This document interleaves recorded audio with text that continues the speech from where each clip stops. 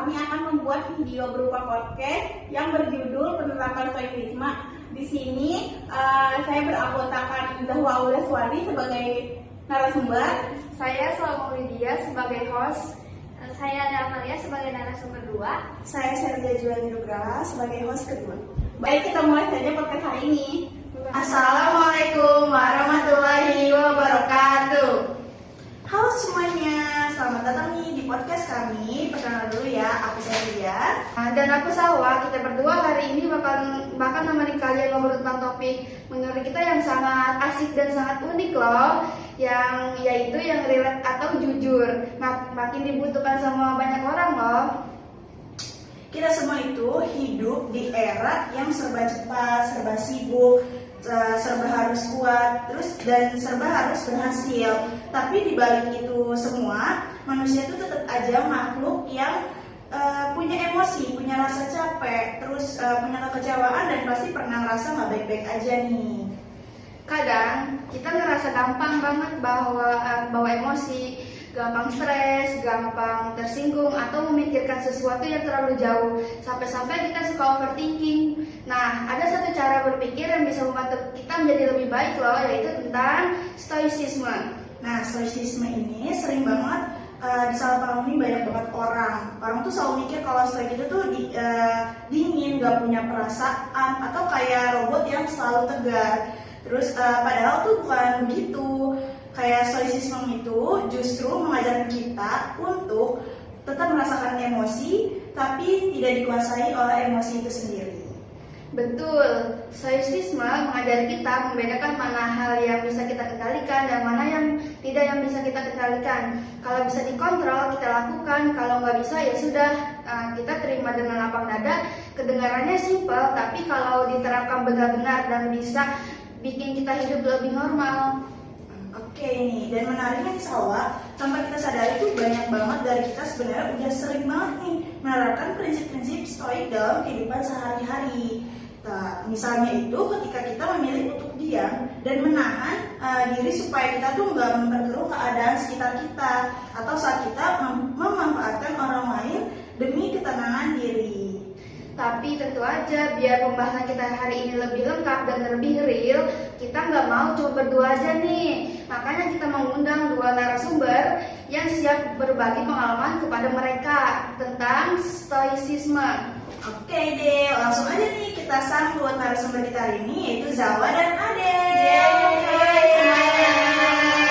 Oke, terima kasih banyak ya Zahwa dan Adel udah hadir ke podcast kami berdua. Ya, terima kasih juga ya sudah mengundang saya dengan Adel untuk podcast tentang penerapan stoicisme ini. Oke, kita langsung aja nih, boleh nggak sih kita melakukan sesi tanya jawab sama kalian berdua? Boleh. Oke, aku mau nanya pertama itu ke Zahwa dulu ya. Zahwa, sebelum kita masuk lebih jauh nih ke pengalaman pribadi kamu kami tuh ingin tahu banget nih, dari sudut pandang kamu tuh banyak orang pernah dengar kata stoicisme. Tapi nggak semuanya tuh benar-benar paham maknanya si stoicisme ini kan. Terus menurut kamu sendiri, apa itu stoicisme? Dan bagaimana sih kamu memaknai konsep ini dalam kehidupan modern yang serba cepat dan penuh tekanan seperti sekarang? Dan menurut kamu juga, apa inti atau esensi paling penting dari stoicisme yang perlu dipahami oleh pemula? Baik, terima kasih Saria. Ini pertanyaan yang cukup bagus ya pada pagi hari ini. Kita tarik dulu nih ke belakang. Pada zaman Romawi kuno dan Romawi Zeno, stoicisme itu sedang ada dalam fase sejarah. Istilahnya baik budak maupun bangsawan, dia menggunakan stoicisme untuk memahami dirinya sendiri ketika dia lagi sulit dan dia tidak merasa apa sih yang kita kendalikan. Nah, terus tujuan penting stoicisme ini adalah penguasaan diri. Nah, seseorang yang mampu menguasai diri secara mental itu tuh cenderung lebih punya emosi yang seimbang, kuat secara mental, pertahanan diri itu kuat.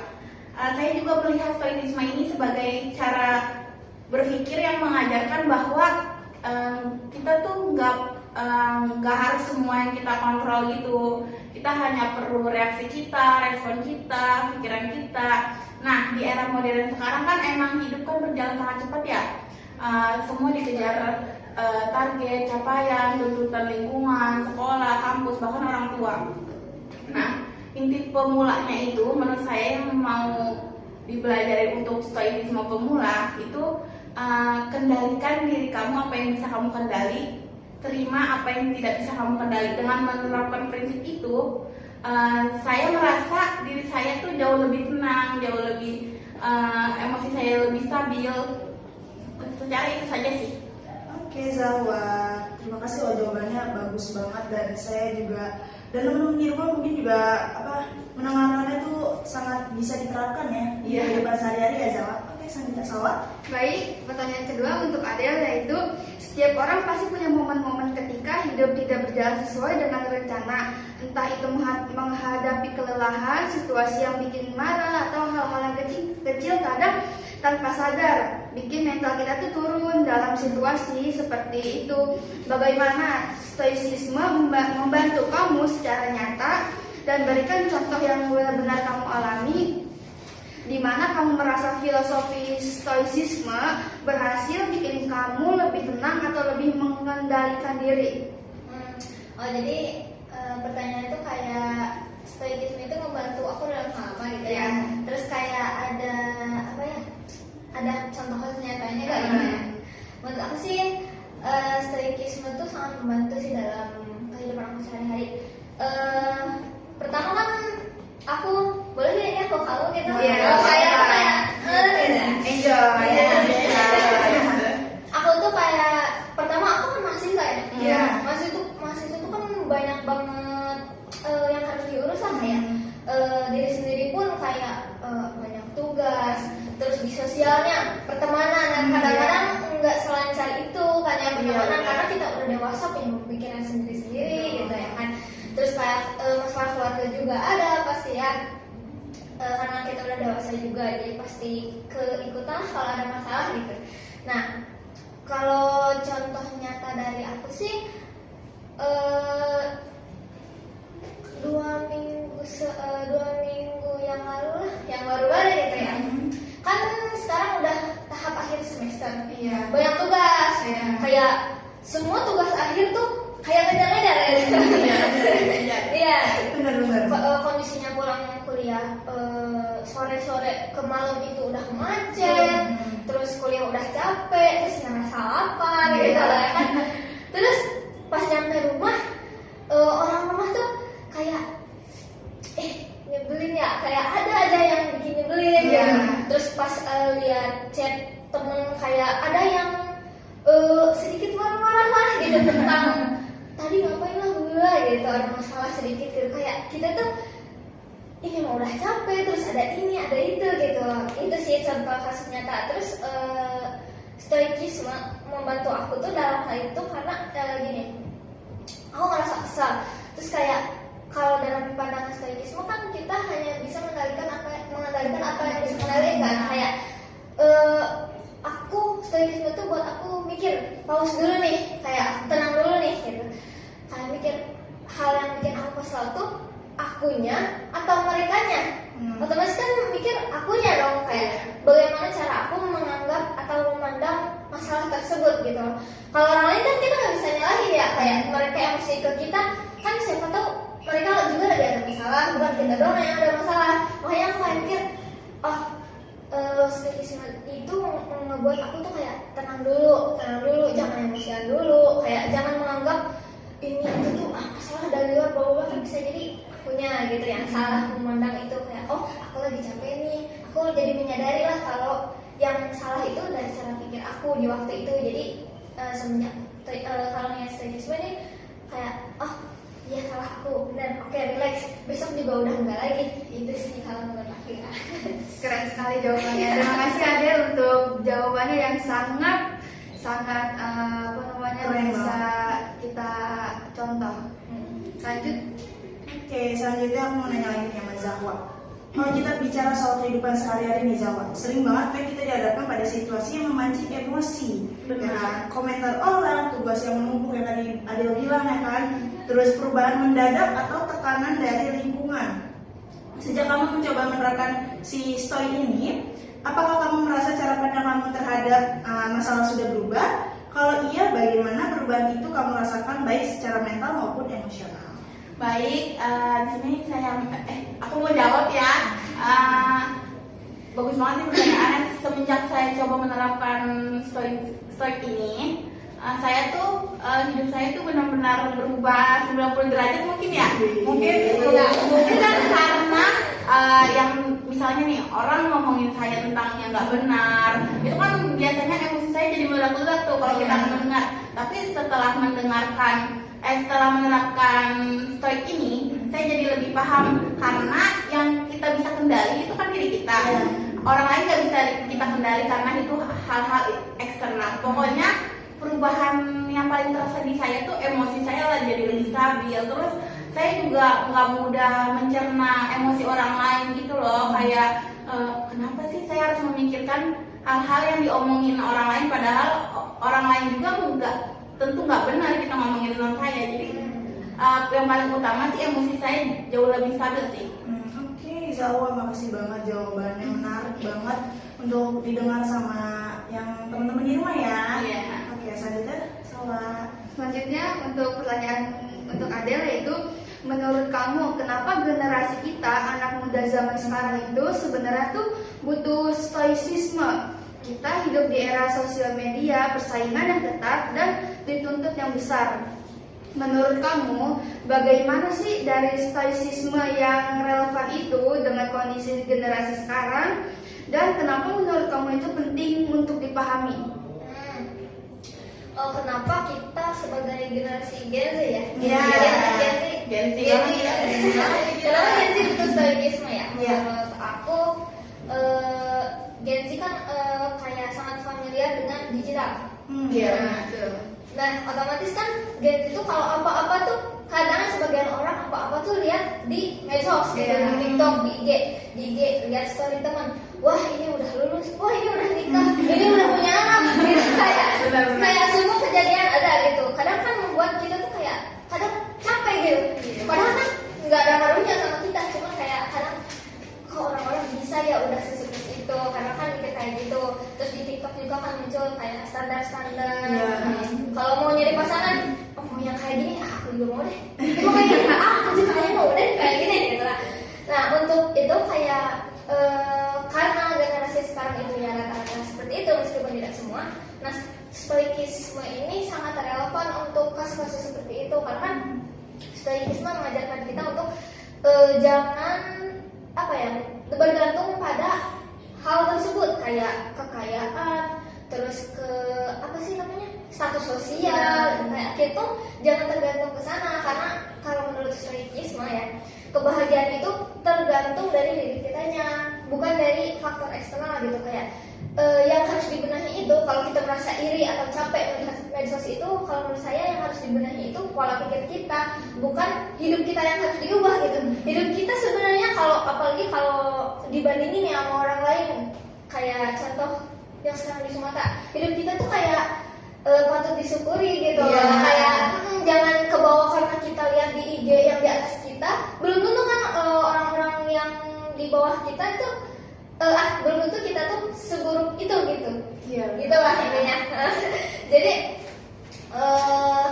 stoikisme tuh mengajarkan kayak untuk generasi sekarang tuh menerima diri kita gitu, kayak bukan pesimis ya, bukan pesimis dan tanpa motivasi, tapi kita tuh ngerasa kayak sebagai seseorang tuh kalem gitu, kayak punya pendirian, nggak usah ikut-ikutan, kita ya kita gitu, ideologi kita, terus kebaikan dan keburukan kita juga yang tahu gitu kan, kayak ya untuk bisa stop membanding-bandingkan sih kalau menurut saya untuk generasi saat ini gitu setidaknya.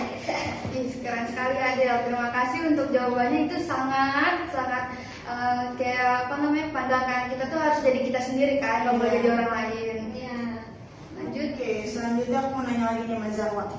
Zawa, kita tuh sering banget ya dengar bahwa inti si stoik ini tuh ada pada kemampuan mengontrol diri sendiri, ya kan? Bukan dunia luar. Dari banyak prinsip yang ada, menurut kamu nih, apa sih hal yang paling penting dari si stoik ini yang benar-benar membekas di pikiran kamu? Dan apa nilai stoik yang paling kamu anggap paling nyambung dengan kehidupan kamu yang sekarang ini? Dan kenapa bagian itu terasa paling kuat pengaruhnya buat kamu nih, Zawa? Oke, terima kasih Felia. Ini maksudnya bagus sekali ya pertanyaan-pertanyaan yang tadi sudah disebutkan. Prinsip stoicisme ini sederhana. Biasanya tuh kalau menurut saya kita hanya bisa mengendalikan atas apa yang di dalam kendali kita, dan yaitu pikiran dan tindakan kita, reaksi kita. Ini tuh adalah hal eksternal yang dari luar kendali kita. Nah, prinsip stoik yang paling membekas bagi saya yaitu bahwa tuh kita harus bertanggung jawab atas reaksi kita, bukan reaksi orang lain, emosi kita dan bukan emosi orang lain. Nah, dulu tuh saya sering pasti kalian juga mengalami kan kayak rasanya tuh dulu emosian banget ya, apalagi di akhir-akhir sekarang.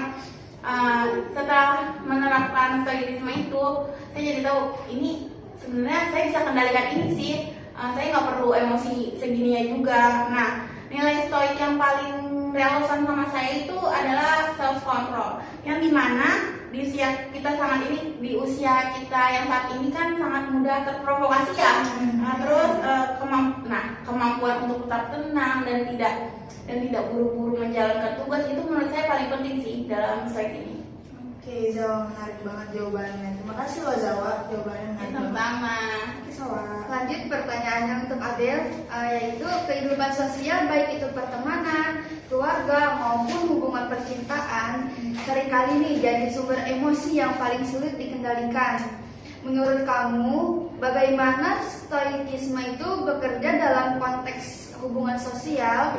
Apakah pernah kamu pengalaman dari mana kamu berhasil menerapkan nilai stoik untuk menghadapi konflik kekecewaan atau ekspektasi dalam hubungan dengan orang lain? Jadi konteks stoikisme dalam hubungan sosial ya? Iya. Bebas berarti ya? Iya. Cintaan, pertemanan, keluarga. Boleh. Sebenarnya banyak ya, kayak stoikisme itu membantu aku banget. Cuman kayak yang paling aku ingat gitu, paling membekas sih ya tentang percintaan. Pasti. Kasus nyata bukan sih tadi? Nyata. Nah, jadi saya kan pernah di hubungan, sekarang udah putus kan ya. Saya pernah berada di hubungan kayak menurut saya toksik. Menurut saya, iya. Karena untuk menyadari kata menurut saya ini, nah itu stoikisme itu membantu dalam hal itu. Karena sebelum saya ngerti atau menerapkan stoikisme itu, secara general aku menganggapnya itu toksik gitu. Nah, jadi untuk ini deh yang paling general alasan putusnya. Aku menganggap alasan putus kita itu kurang komunikasi gitu. Nah, komunikasi ini kayak aku tuh mau dia ngabarin. Contohnya ya, aku itu mau dia ngabarin nih, kayak kalau mau kemana gitu, kayak mau beli makan atau contoh mau kerja lah, atau kerja tuh dari jam segini sampai segini gitu kan, pasti ya. Kayak bilang gitu kan, biar pulangnya tuh kita bisa video call lah atau apalah gitu semacamnya kan. Kayak kita sebagai pasangan tuh kayak nunggu banget kan, kayak masa-masa komunikasi kayak gitu. Sedangkan dia kan kurang gitu, kayak kalau pulang kerja tiba-tiba hilang gitu kan. Kayak itu aku kayak di situ kan sakit hati banget ya. Awalnya tuh biasa aja, cuman kayak lama-lama jadi rutinitas tuh kita mau sendiri gitu kan. Nah udah kan putus. Nah dalam stoikisme ini aku setelah sekarang dipikir-pikir lagi, kayak mikir, oh ternyata persepsi seseorang tentang dicintai dan mencintai itu beda gitu. Kayak menurut aku dia ngabarin itu bentuk rasa cinta, menurut dia itu belum tentu gitu loh. Kayak menurut dia tuh kayak buat apa juga ngabarin kalau emang dia itu gak bisa hadir juga di situ kalau aku kangen gitu loh. Jadi menganggapnya dia tuh kayak gitu, sedangkan aku beda lagi gitu. Nah dalam stoikisme itu aku bantu menyadari hal itu gitu. Kayak setiap persepsi orang-orang itu berbeda gitu. Setiap dalam masalah juga, dalam mengatasi masalah, kayak aku kalau ngatasi masalah, mau dari keluarga, mau dari pertemanan, mau dari percintaan, kayak ngatasi masalah tuh kayak harus diomongin, ada itu juga gitu. Kayak harus selesai gitu. Kalau nggak selesai kepikiran gitu. Kayaknya nggak bisa ditunda ya dia. Kayak overthinking banget ya, apa tadi aku salah ya gitu, apa ya salah ngomongnya aku gitu, kenapa jadi kayak gini, runyam begini gitu kan, akhirnya kayak gitu kan. Nah ternyata dalam stoikisme itu kayak mengajarkan kayak ya nggak sepenuhnya itu salahnya itu dari merekanya juga, kayak jangan nyalakan mereka gitu. Bisa jadi kita aja yang overthinking sendiri gitu, kayak kita yang nuntut sendiri. Menurut mereka itu nggak masalah sebenarnya. Contoh aku salah ngomong, kayak menurut mereka kan nggak masalah, kenapa aku ambil pusing. Nah stoikisme itu kayak mengajarkan harusnya nggak ambil pusing. Kalau aku ngomong gitu, ya udah gitu, harusnya nggak apa-apa, mereka juga harusnya nerima. Karena kan dalam stoikisme kita harus bisa mengatur bundaris, kayak kita tahu apa yang kita mau, kita tahu apa yang bikin kita marah. Nah kita hak kita cuma menyampaikan. Kalau aku marah, ya udah sampaikan marah. Aku marah karena hal ini. Mau mereka ngerti atau enggak, yang penting kita udah ngejelasin gitu. Itu udah hak mereka, udah ranah mereka. Kalau ranah kita, kayak kita maunya apa, disampaikannya apa, menerimanya kayak gimana, itu sih yang stoikisme yang membantu aku gitu dalam hal hubungan sosial. Baik, terima kasih Adel untuk jawabannya. Lanjut pertanyaan selanjutnya. Oke, buat Zawa lagi nih pertanyaannya. Dalam keseharian, kebiasaan kecil kadang punya dampak yang besar pastinya dong, ya kan? Apakah kamu punya rutinitas nih atau kebiasaan tertentu yang kamu lakukan untuk menjaga kestabilan pikiran ala stoik kamu nih? Terus misalnya nih journaling, merenung sebelum tidur, membatasi reaksi saat emosi muncul, atau kebiasaan lain yang ternyata membantu kamu menjadi lebih mindful dan lebih terarah. Oke, baik. Saya ingin menjawab pertanyaan Herlia. Nah, bagus nih, bagus banget dah pertanyaannya. Pokoknya benar yang tadi dibilang Herlia. Salah satu itu saya journaling. Nah, journalingnya ini tuh tiap malam, ini bukan kayak curhat ya, enggak. Tapi saya merefleksikan diri saya hari ini bagaimana hari ini saya bisa kendalikan. Terus saya juga memakai teknik pause teknik yang tadi ada sudah bilang. Kayak kalau misalnya emosi, ya udah saya mengurung diri, membicarakan tentang apa sih hal yang lagi saya kerjakan, atau itu sih kalau menurut saya jawaban saya. Pokoknya yang paling penting itu di stoik ini tuh penguasaan diri. Terus kebiasaan hal-hal saya itu kayak journaling malam, terus isinya kan ya, cuma cuitan-cuitan aja tapi berdampak besar bagi saya. Itu sih. Jadi kamu kalau tiap malam harus journaling dulu ya? Iya, benar. Oke, bagus banget Zawa. Terima kasih Zawa jawabannya. Iya. Sama. Selanjut pertanyaan untuk Adel yang terakhir nih Del. Terakhir ya? Iya. Aduh, nggak kerasa. Iya, setiap orang pasti punya kalimat prinsip atau quotes yang paling menempel dan selalu diingat ketika sedang menghadapi masa kesulitan. Apa pesan stoik yang paling kamu pegang erat sampai sekarang? Dan bagaimana pesan itu mengaruhi cara kamu bersikap, berpikir, serta mengambil keputusan dalam kehidupan? Quotes ya. Menurut saya quotes yang menurut aku quotes yang paling aku ingat sih dari Marcus Aurelius, salah satu pencetus stoik ya. Kayak kualitas hidupmu tergantung pada kualitas pikiranmu. Jadi kayak artinya itu kayak aku nih menghargai kehidupan aku itu tergantung gimana aku memandang kehidupan aku. Jadi kayak aku ngerasa sekarang kehidupan aku bahagia aja. Kayak ini walaupun di saat aku banyak masalah, aku stres gitu, terus banyak hal-hal yang bikin emosi gitu. Tapi aku kalau pikiran aku udah memandang kalau hal-hal itu ya udah sebagian dari diri aku. Kan hidup itu tentang proses ya.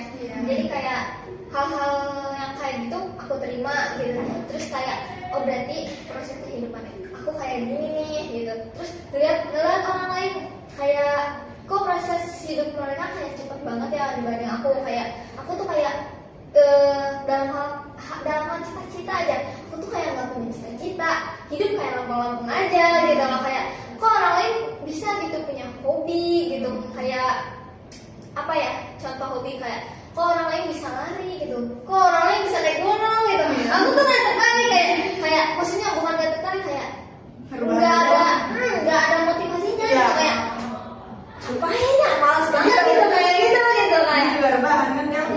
lebih rebahan gitu, kayak kok orang-orang bisa gitu kayak gitu kan. Terus nah hal kayak gitu tuh kayak dalam story kayak nggak apa-apa kalau punya pemikiran kayak gitu. Balik lagi tadi bukannya nggak punya motivasi, tapi itu kan sebagian dari proses hidup aku. Oh berarti emang aku pace hidup aku slow gitu. Jadi nggak harus ngejar sesuatu, nggak harus dulu punya tujuan gitu. Meskipun aku juga bertahap gitu, kayak mempelajari sesuatu hal, menerima suatu hal termasuk diri aku sendiri. Itu kan hal yang nggak gampang gitu loh, kayak menerima apa sih, kayak mengidentifikasi nih kayak potensi yang aku miliki kayak gimana, terus apa sih kekurangan aku tuh kayak gimana. Nah itu tuh dalam menerima dan menyadari hal itu kan sulit ya. Nah quotes stoicism tadi itu sangat membantu untuk aku menemukan hal-hal kayak gitu. Intinya quotes tadi itu membantu aku self love lah. Ya, mengenal diri sendiri, mencintai diri sendiri, menerima diri sendiri juga baik buruknya aku kayak gini gitu. Keren banget quotesnya, jangan lupa diingat kawan-kawan. Be yourself. Ya benar karena emang yang bisa kita andalkan juga dari kita sendiri juga. Itu be yourself guys. Wah, gak kerasa banget nih ya, kita udah ngobrol lumayan panjang banget nih sama Zahwa dan Adel. Terus soal gimana nih sih stoicisme itu bisa benar-benar dipraktikkan dalam kehidupan kita sehari-hari. Banyak banget poin penting yang tadi sudah kita bahas bareng-bareng. Ya benar banget, dan menurut aku pribadi obrolan hari ini tuh sangat penting dan sangat bisa kita ingat bahwa hidup itu memang gak bisa kita kendalikan semuanya kan. Tapi respon kita, cara menghadapi masalah atau mengelola emosi itu sepenuhnya ada di tangan diri kita. Dan stoic ini itu hadir sebagai panduan supaya kita hidup itu bisa berjalan dengan tenang dan terarah dan gak mudah goyah sama hal yang tidak penting. Bener apa enggak? Benar. Oke, makanya nih buat teman-teman pendengar, semoga pembahasan tadi bisa jadi gambaran kalian ya, kalau si stoicisme ini bukan sesuatu yang berat atau eksklusif, justru sangat bisa diterapkan dalam rutinitas sehari-hari kita. Terus mulai dari hal sederhana kayak kontrol reaksi sampai hal besar seperti menerima keadaan yang nggak sesuai ekspektasi kita. Kita juga di sini tuh mau ngucapin banyak-banyak terima kasih kepada narasumber kita yang hari ini tuh sangat-sangat membawa pelajaran untuk kita dan untuk semuanya. Dan di sini tuh kita bisa menjadi pengalaman, perspektif dan tips agar yang bisa diterapkan sama siapapun. Semoga yang kalian share dan bisa juga bermanfaat untuk orang lain. Dan tentu juga nih terima kasih banget juga buat semua pendengar yang udah dengerin obrolan kita dari awal sampai akhir. Kalian luar biasa banget. Semoga setelah ini kita semua bisa lebih mindful, lebih dewasa dalam menyikapi hidup dan lebih damai sama diri sendiri. Baiklah, kita pamit. Saya Salma Lydia Dan aku Lia Julianti Nugraha. Sampai jumpa di obrolan berikutnya. Tetap jaga diri, tetap waras, dan tetap jadi versi terbaik dari diri kamu. Terima kasih. Be yourself guys. Ya, bye. Bye, Selamat menonton. Terima kasih sudah mendengarkan. Bye. Baik, itu saja yang dapat kami sampaikan. Kurang lebihnya mohon maaf. Wassalamualaikum warahmatullahi wabarakatuh.